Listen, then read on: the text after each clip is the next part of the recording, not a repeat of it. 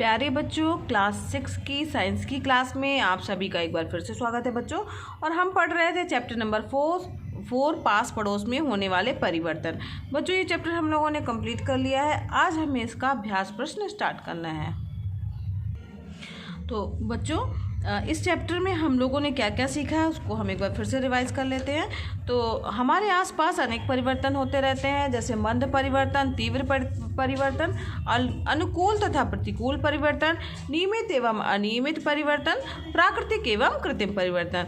तो ये हम लोगों ने पढ़ा है बच्चों। परिस्थितियों के पलट देने पर पदार्थ या वस्तु का अपनी पूर्व की अवस्था में आना जो है वो कौन सा परिवर्तन कहलाता है? प्रत्यावर्ती परिवर्तन कहलाता है। तो परिवर्तन के पश्चात पदार्थ का अपनी पूर्व की अवस्था में परिवर्तन का कारक बदलने के बाद भी लौट करके अगर आ जाता है, अगर लौट करके नहीं आता है, वो क्या कौन सा परिवर्तन कहलाता है? अप्रत्यावर्तित परिवर्तन कहलाता है। साथ ही बच्चों, परिवर्तन के कारण जब किसी पदार्थ का रूप बदल जाता है लेकिन कोई नया पदार्थ नहीं बनता है और पदार्थ अपनी पूर्व की अवस्था में प्राप्त किया जा सकता है, तो ऐसे परिवर्तन क्या कहलाते हैं? भौतिक परिवर्तन कहलाते हैं। ठीक है। और रासायनिक परिवर्तन क्या है? तो रासायनिक परिवर्तन जब होता है बच्चों तो एक से अधिक नया पदार्थ उसमें बन जाता है और जो बनता है वो पदार्थ जो है उसको सामान्यतः पूर्व की अवस्था में नहीं लाया जा सकता है। तो ऐसे परिवर्तन क्या कहलाएंगे? हमारे रासायनिक परिवर्तन कहलाते हैं। ठीक है। तो ऐसे परिवर्तन जिन पर अपना नियंत्रण नहीं रहता है अनियंत्रित परिवर्तन कहलाते हैं। ठीक है। जैसे कि आंधी तूफान आना, वर्षा का होना, इस पर हमारा कोई नियंत्रण नहीं होता है, तो ऐसे परिवर्तन अनियंत्रित परिवर्तन कहलाते हैं। और जिन परिवर्तनों को हम नियंत्रित कर सकते हैं बच्चों, उन्हें क्या कहा जाता है? नियंत्रित परिवर्तन कहते हैं। जैसे लालटेन अगर है जल रही है, उसकी रोशनी को अगर हमने कम कर दिया, ज़्यादा कर दिया, तो इसको हम नियंत्रित कर सकते हैं। ऐसे परिवर्तन नियंत्रित परिवर्तन के अंतर्गत आएंगे। जटिल परिवर्तन, तो धीमी गति से अनेक क्रियाओं तथा प्रक्रियाओं के फलस्वरूप होने वाले जो परिवर्तन है बच्चों, वो जटिल परिवर्तन कहलाते हैं। जैसे कोयला, पेट्रोलियम का निर्माण, तो इसमें बहुत समय लगता है बच्चों, हजारों वर्ष लग जाते हैं कोयला या पेट्रोलियम का निर्माण होने में, क्योंकि बहुत ही धीमी गति से पृथ्वी के अंदर जो है होता रहता है परिवर्तन। आपसी प्रतिक्रियाएं बच्चों, दो या दो से अधिक पदार्थों का एक दूसरे के संपर्क में आने के कारण होने वाले परिवर्तन को आपसी क्रिया प्रतिक्रिया कहते हैं। अनेक परिवर्तनों के लिए ऊर्जा की आवश्यकता होती है। ऊष्मीय ऊर्जा, प्रकाश ऊर्जा, विद्युत ऊर्जा, चुंबकीय ऊर्जा, ध्वनि ऊर्जा तथा यांत्रिक ऊर्जा के द्वारा अनेक परिवर्तन होते हैं। ठीक है बच्चों, अब हम बढ़ते हैं अपने अभ्यास प्रश्नों की ओर। तो अभ्यास प्रश्न में बच्चों पहला प्रश्न है हमारा, सही विकल्प को छांट करके अपनी अभ्यास पुस्तिका में लिखना है। तो क्या है इसका? भौतिक परिवर्तनों में, तो भौतिक परिवर्तनों में पदार्थ के अणुओं में परिवर्तन होता है, पदार्थ के अणुओं में कोई परिवर्तन नहीं होता है, नया पदार्थ बन जाता है और कोई पदार्थ नहीं बनता है। तो बच्चों यहाँ ध्यान दीजिए, जब भी भौतिक परिवर्तन होता है तो उसके पदार्थ के अणुओं में तो परिवर्तन हो जाता है लेकिन नया पदार्थ कोई नहीं बनता है ना। तो इसलिए इसका ऑप्शन कौन सा सही होगा? पहला, पदार्थ के अणुओं में परिवर्तन होता है। ठीक है। तो अणुओं में परिवर्तन होता है, ये इसका पहला ऑप्शन सही होगा। दूसरा इसका है, निम्नलिखित में कौन सा प्रत्यावर्तित परिवर्तन है? तो प्रत्यावर्तित परिवर्तन के बारे में हमने देखा कि परिस्थितियों के पलट देने पर पदार्थ या वस्तु जो है अपनी पूर्व की अवस्था में आ जाती है प्रत्यावर्तित परिवर्तन में। तो ऐसा कौन सा परिवर्तन है जो अपनी पूर्व की अवस्था में आ जाएगा? तो खा जो है उसमें इसका ऑप्शन दिए हुए हैं, दूध का फटना, मोम का पिघलना, मोमबत्ती का जलना और सब्जी का पकना। तो बच्चों दूध फट जाएगा तो उसे हम वापस तो दूध नहीं बना सकते हैं, मोमबत्ती जल जाएगी तो उसे हम फिर से उतनी बड़ी नहीं कर सकते हैं ना, और सब्जी का पकना ना, तो सब्जी पक जाएगी तो कच्ची सब्जी में फिर से नहीं बदल। लेकिन मोम का पिघलना, अगर मोम पिघल गई हो तो वापस उसको फिर क्या कहते हैं? मोम के रूप में जो है वो परिवर्तित हो जाती है ना। तो ये परिवर्तन कौन सा कहलाएगा? प्रत्यावर्तित परिवर्तन की। तो इसका ऑप्शन सेकंड वाला ये सही होगा। ठीक है। ज्वालामुखी का फूटना, अब ज्वालामुखी का फूटना बच्चों कौन सा परिवर्तन है? तो यहाँ पर ध्यान दीजिए, मंद परिवर्तन है क्या?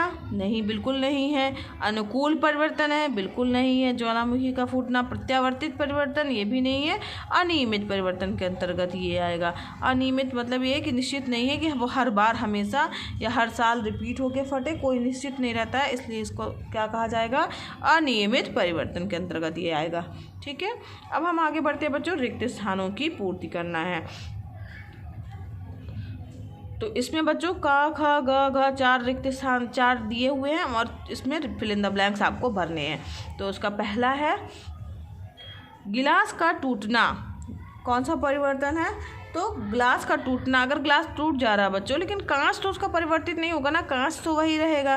तो इसका ग्लास का टूटना कौन सा परिवर्तन आ जाएगा? उसकी अवस्था तो परिवर्तित हो गई। कांच जैसा दिख रहा, ग्लास जैसा दिख रहा था वैसा दिखिएगा नहीं, लेकिन वो टूट गया है तो वो बिखर गया है, तो उसमें कांच की कोई उसके गुण में परिवर्तन नहीं हुआ है, तो इसलिए कौन सा परिवर्तन कहलाएगा? भौतिक परिवर्तन कहलाएगा। तो कांच का टूटना कौन सा परिवर्तन है बच्चों?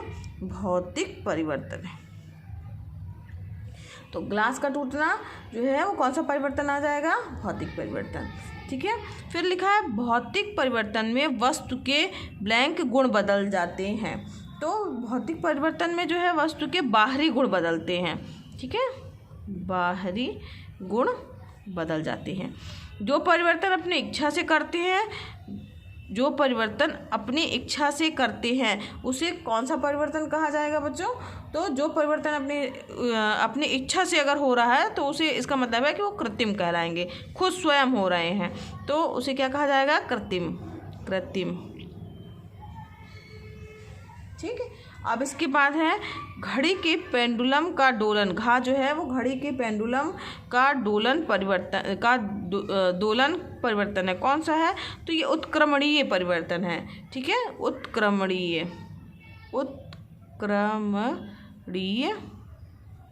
परिवर्तन है। अब इसके बाद बच्चों तीसरा जो है इसका है निम्नलिखित कथन में सही कथन के आगे सही का निशान, गलत के आगे गलत का निशान आपको लगाना है। तो पहला है फल को चाकू से काटने पर चाकू तथा फल के बीच पारस्परिक क्रिया होती है। तो जब हम काटते हैं तो क्या फल को चाकू से काटने पर चाकू और फल के बीच में कोई पारस्परिक क्रिया होती है? तो नहीं, कोई क्रिया नहीं होती, केवल वो उसको काट देता है। तो पहला वाला जो है वो क्या हो जाएगा? हमारा गलत होगा। तो यहाँ पर बच्चों गलत का निशान लगा लीजिएगा।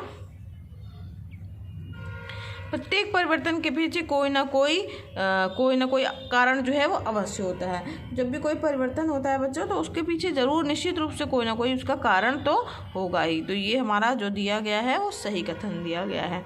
चावल का पकना भौतिक परिवर्तन है। तो चावल का पकना भौतिक परिवर्तन है। तो ये बच्चों भौतिक परिवर्तन है, क्योंकि चावल जो पका रहता है उसके गुण जो रहते हैं वो चावल के ही रहेंगे। जब उसे सुखा देंगे तो वो चावल का रूप ही बन जाएगा, कोई नया चीज़ उसमें बन करके नहीं आएगा, इसलिए ये भौतिक परिवर्तन ही होगा। ठीक है, तो बच्चों आज की वीडियो क्लास में बस इतना ही, और इसके आगे के प्रश्नों को हम नेक्स्ट वीडियो क्लास में पढ़ेंगे। अगर बच्चों पढ़ाना पसंद आ रहा हो तो वीडियो को लाइक कीजिएगा। अगर आपने चैनल को अभी तक नहीं सब्सक्राइब किया है, मेरे चैनल पर नए हैं बच्चों, तो चैनल को सब्सक्राइब कीजिए और बेल आइकॉन को भी प्रेस कीजिएगा ताकि आपको नए वीडियोस का नोटिफिकेशन मिलता रहे बच्चों। और ये वीडियो क्लासेस एकदम निःशुल्क हैं, तो आप भी इसका लाभ लीजिए, अपने फ्रेंड्स को भी शेयर कीजिए ताकि वो भी इसका लाभ ले सके। धन्यवाद बच्चों, मिलते हैं नेक्स्ट वीडियो क्लास में।